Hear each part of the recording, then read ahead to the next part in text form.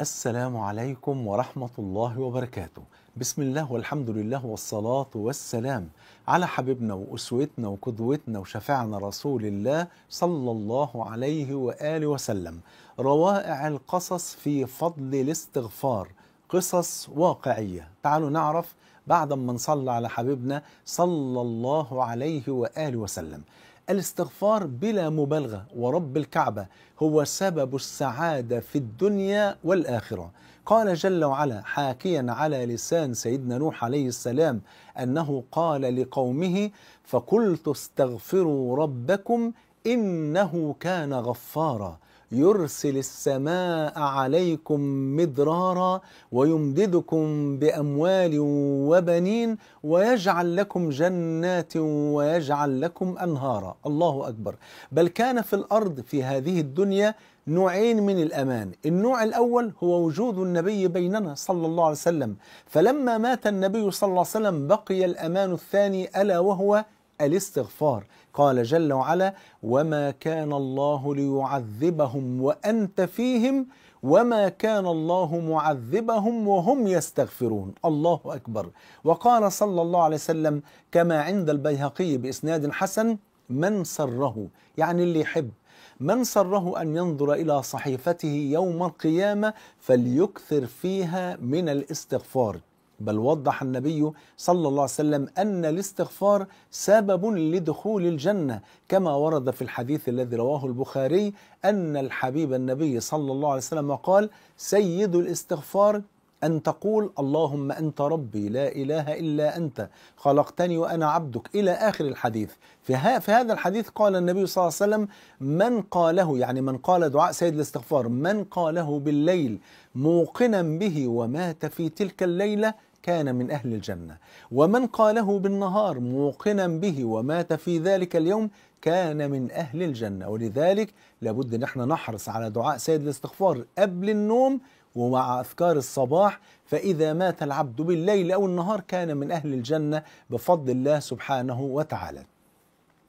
أذكر بقى لحضراتكم بعض القصص الجميل في ثواب أو في ثمرات الاستغفار بفضل الله، وكلها قصص واقعية بفضل الله سبحانه وتعالى. القصة الأولى قصة امرأة مات زوجها وترك لها 5 أطفال أيتام، والأطفال كلهم صغيرين، وهي ليس لها أي مصدر للرزق ومش عارفة تعيش إزاي. سبحان الله. وكان عندهم قطعة أرض زراعية لكن كانوا أهملوها وسابوها، لا تنبت زرعا ولا أي شيء، وسايبينها بقى لهم فترة لحد ما الأرض يعني خلاص أجدبت، ما فيش أي زرع فيها بالمرة. فالمهم، فهي لما بدأت تنظر في أسباب الفرج ومفاتيح الفرج، فوجدت بفضل الله إن من مفاتيح الفرج كثرة الاستغفار بفضل الله. فقالت خلاص كل يوم أقعد كده وأجعل لي ورد بقى في أول اليوم ووسط اليوم وفي الليل وفي جوف الليل، وأكتر من الاستغفار على قد ما أقدر. خلال أيام يقدر المولى عز وجل إن التخطيط المحلي للمدينة اللي هي عايشة فيها دخل الأرض الزراعية بتاعتها في كردون المباني، فباعت الأرض كأنها أرض مباني، فربحت في الأرض ديت 10 ملايين بفضل الله سبحانه وتعالى، وأكرمها الله عز وجل وأصبحت من الأثرياء هي وأطفالها اليتامى بفضل الله سبحانه وتعالى. القصة الثانية قصة رجل أعمال كان في وقت من الأوقات كان بيعاني من خسائر مادية كبيرة جدا، فبرضه قرأ عن فضل الاستغفار فقرر أن يكثر من الاستغفار. ما هي إلا فترة يسيرة حتى أكرمه الله عز وجل بأنه رسيت عليه مشاريع كبيرة وعروض كبيرة، فربنا يسر له بفضل الله وعادت الشركة مثل الأول بل أفضل من الأول بفضل الله سبحانه وتعالى. القصة الثالثة قصة امرأة كانت لا تنجب، امرأة كانت عقيما وجوزها كاد أن يطلقها، قال لها أنا عايز أخلف ومش هقدر أكمل معاكي، فالأفضل إن احنا ننفصل وأشوف واحدة تانية ربنا يكرمني يعني منها بذرية صالحة. فقالت له طب انتظر، يعني المولى عز وجل دلنا على الاستغفار، سيدنا نوح قال لقومه فقلت استغفروا ربكم إنه كان غفارا يرسل السماء عليكم مدرارا ويمددكم بأموال وبنين. فالاستغفار سبب في الرزق بالبنين. نكتر أنا وإنت من الاستغفار ونرى لو ربنا يسر كده خلال شهرين ثلاثة وربنا أكرمنا فاللهم لك الحمد. ولو لم يعني لو لم نرزق بالأولاد خلاص اتجوز بقى اللي انت عايزها، وعايز تخليني على ذمتك تطلقني اللي انت عايزه. فأكثرت من الاستغفار في الليل والنهار. أكرمها المولى عز وجل خلال شهرين فأصبحت حاملا بقدرة المولى عز وجل سبحانه وتعالى. ثم بعد ذلك ربنا أكرمها وأنجبت 4 من الأولاد بفضل الله سبحانه وتعالى. القصة الرابعة كانت لطالب جامعي كان بيعاني من ضعف التحصيل الدراسي. بيذاكر مش فاهم حاجة، بيذاكر ومش قادر يركز، بيذاكر ويجي في الامتحانات الشهرية مش عارف يجاوب. فماذا يصنع؟ قرأ عن فضل الاستغفار فأكثر من الاستغفار بفضل الله.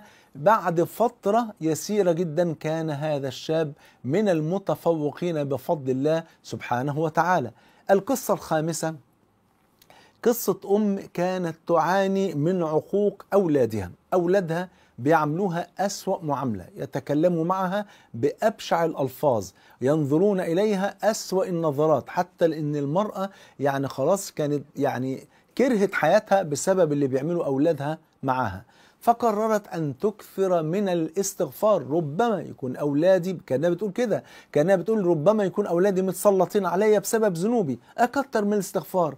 فأخذت تكثر من الاستغفار، وما هي إلا أيام معدودات، وربنا قدر لها أن هي لحظة تغير شديد جدا في سلوكيات الأولاد، في أسلوبهم، في طريقة كلامهم، في حبهم ليها بفضل الله سبحانه وتعالى.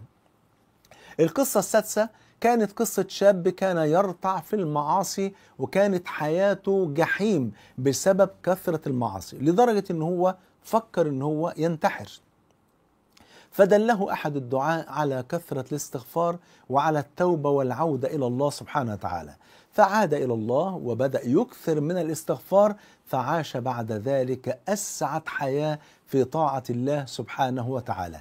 القصة الأخيرة قصة امرأة كانت مريضة مرضا مزمنا، وبعدين برضو قرأت عن فضل الاستغفار، فبدأت تكثر من الاستغفار، فبدأت تشعر بتحسن عجيب جدا في صحتها إلى أن شفاها الله سبحانه وتعالى. عشان كده وصيتي لأهلي وأحبابي وإخواني وأخواتي أكثروا من الاستغفار، فورب الكعبة إنه سبب السعادة في الدنيا والآخرة، لأن الاستغفار يحمل معنى التوبة والعودة إلى الله سبحانه وتعالى، والندم على ما فات والعزم على عدم العودة إلى الذنوب مرة أخرى. فأكثروا من الاستغفار تجد خير الدنيا والآخرة بفضل الله سبحانه وتعالى. جمعني الله وإياكم مع الحبيب المصطفى صلى الله عليه وآله وسلم في الفردوس الأعلى. بحبكم في الله، والسلام عليكم ورحمة الله وبركاته.